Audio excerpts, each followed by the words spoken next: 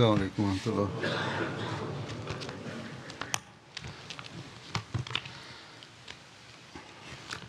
أشهد أن لا إله إلا الله وحده لا شريك له وأشهد أن محمدا عبده ورسوله أما بعد فأعوذ بالله من الشيطان الرجيم بسم الله الرحمن الرحيم الحمد لله رب العالمين الرحمن الرحيم مالك يوم الدين إياك نعبد وإياك نستعين اهدنا الصراط المستقيم صراط الذين أنعمت عليهم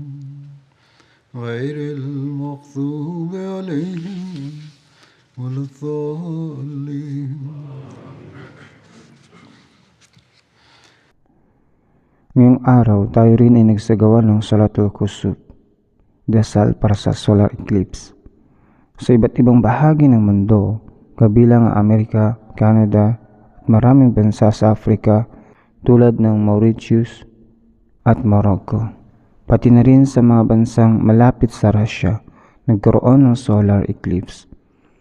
Noong kapanahunan ng banal na propeta Muhammad SAW, ang kanyang sunnah tuwing nagaganap ang solar eclipse o lunar eclipse ay magsagawa ng Salatul Kusuf o Salatul Khushuf. Pagsagawa ng istighfar, paghingi ng kapatawaran at pagbibigay ng sadaqah, kawanggawa at pag-aalala sa Allah Ta'ala, zikir ilahi. Ayon sa maraming hadith, tuwing may nagaganap na solar eclipse, agad na lalabas ang banal na propeta sallallahu alaihi wasallam mula sa kanyang tahanan na may pagmamadali at inuutusan ang mga tao na magtipon para sa pagdarasal ng sama-sama. Barjamaah. Hindi ito sinasabayan ng azan, kundi isang simpleng pag-aanyaya lamang sa mga tao upang magtipon para sa dasal. Ayon kay Hazrat Aisha radhiyallahu anha, sa panahon ng banal na propeta Muhammad sallallahu alaihi wasallam, nagkaroon ng solar eclipse sa Medina. Ang banal na propeta sallallahu alaihi wasallam ay pumunta sa masjid at ang mga tao ay pumila sa likuran niya, nagsaf. Sinimulan niya ang sala sa pamamagitan ng isang mahabang pagbigkas ng Quran. Pagkatapos ay yumuko sa isang mahabang ruko. Pagkatapos ng ruko, muli siyang tumayo nang hindi pa nagsasagawa ng sujud at muling bumigkas ng mahabang Quran na mas maikli ng bahagyang kaysa nauna. Muli siyang yumuko sa pangalawang ruko na mas maikli kaysa una at pagkatapos ay sinagawa ang sujud. Sa ganitong paraan, sa bawat rakaah, 2 ruko at 2 sujud ang sinagawa ng matapos ang dasal. Nawala na ang eclipse. Pagkatapos ng dasal, nagbigay ng sermon ang banal na propeta sallallahu alaihi wasallam at kanyang sinabi, ang araw at buwan ay 2 tanda mula sa mga tanda ng Allah Ta'ala. Hindi ito nagaganap dahil sa kamatayan o kapanganakan ng sinuman.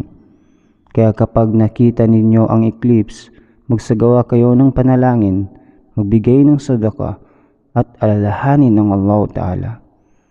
Ayon kay Hazrat Abdullah bin Abbas radhiyallahu anhu, may isang pangyayari kung saan nakita ng mga sahaba na tila may inaabot ang banal na propeta sallallahu alaihi wasallam sa panahon ng solar eclipse. Itinanong nila, Ya Rasulullah, o sugo ng Allah, ano ang inyong nakita? Sumagot ang banal na propeta sallallahu alaihi wasallam, nakita ko ang paraiso at inabot ko ang isang bunga mula rito. Kung nakuha ko iyon, hindi na kayo kailanman magugutom. Ngunit nakita ko rin ang impyerno at wala akong nakitang mas nakakatakot pa kaysa rito. Dahil dito ako ay umatras. Marami ang nag-akala na ang solar eclipse na ito ay may kaugnayan sa pagkamatay ng anak ng banal na propeta Muhammad sallallahu alaihi wasallam na si Hazrat Ibrahim radhiyallahu anhu. Ngunit itinawid niya ito sa pagsasabing walang kaugnayan ang eclipse sa kamatayan o kapanganakan ng sinuman. Sa Islam, mayroong espesyal na kahalagahan ng lunar at solar eclipse. Ang banal na propeta sallallahu alaihi wasallam ay nagpahayag na isa sa mga tanda ng pagdating ng Imam Mahdi ay ang paglitaw ng lunar at solar eclipse sa buwan ng Ramadan. Ayon sa kasaysayan, noong 1894, isang lunar eclipse ang naganap sa silangan. Noong 1895, isang solar eclipse ang naganap sa kanluran. Eksaktong ayon sa propesiya ng Islam. Si Hazrat Mirza Ghulam Ahmad a.s. ang itinalagang Masih al-Mahdi ay binanggit ito sa kanyang mga aklat, partikular sa Nurul Haq, at ang kanyang sinabi, ang dalawang kahindik-hindik na palatandaang ito ay pinakita upang bigyan ng babala ang mga hindi naniniwala, ang mga sumusunod sa kanilang sariling pagnanasa at ang mga lumalabag sa batas ng Allah Ta'ala. Kung sila ay hihingi ng kapatawaran, sila ay patatawarin. Ngunit kung magpapatuloy sila sa pagsuway, darating ang matinding parusa.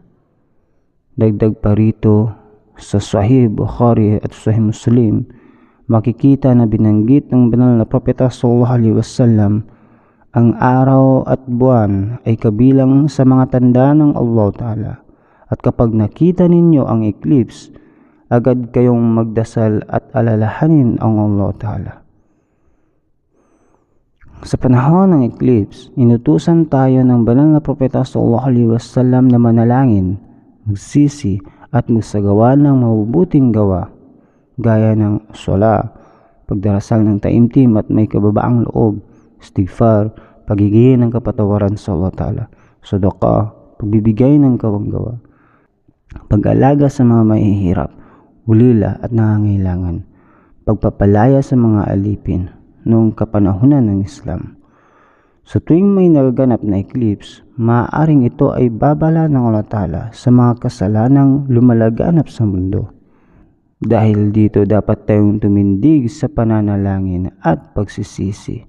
Dahil ang panalangin ay may kakayahang baguhin ang kapalaran at alisin ang mga paparating na kapahamakan.